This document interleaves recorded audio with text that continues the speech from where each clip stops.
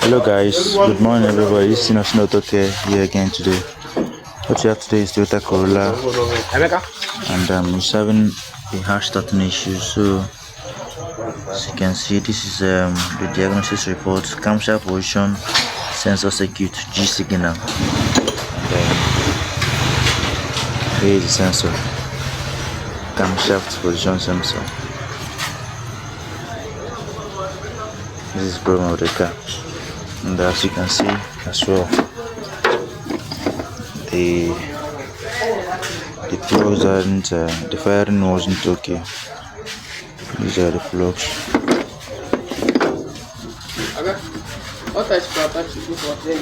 So we are going to get the plug replaced. None of them are okay. So guys, that's all for today.